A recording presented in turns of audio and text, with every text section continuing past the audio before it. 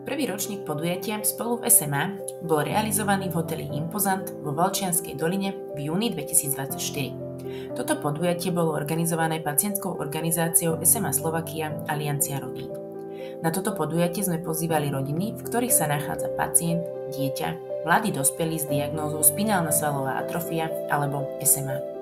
Hlavným cieľom podujatia bolo zblížiť tieto rodiny, vypočuť si ich problémy, ale zároveň im poskytnúť aj informácie ohľadom najpálčivejších otázok. To znamená, kam sa bude uberať v budúcnosti liečba pacienta so spinálnou svalovou atrofiou, na čo majú tieto rodiny s SMA pacientom nárok z hľadiska sociálnej pomoci a zamerali sme sa aj na určitý well-being rodičov a opatrovateľov.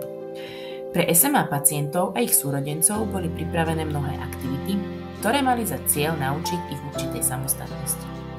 Boli to aktivity, ktoré boli zamerané na ergoterapiu. SMA pacienti a ich súrodenci si mohli navzájom zmerať svoje sily aj v smalympiáde.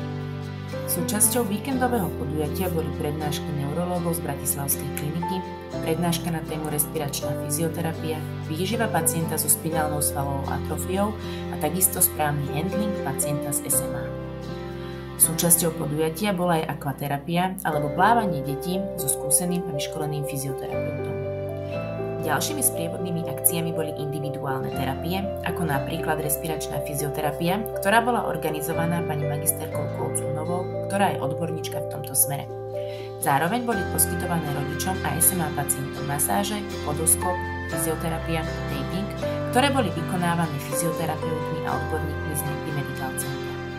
Účelom celého podujatia bolo vybudovať vzťahy, či už medzi rodinami navzájom, ale zároveň aj medzi deťmi a medzi ich súrodencami. Ďakujeme všetkým sponzorom, vďaka ktorým sme toto podujatie mohli zrealizovať.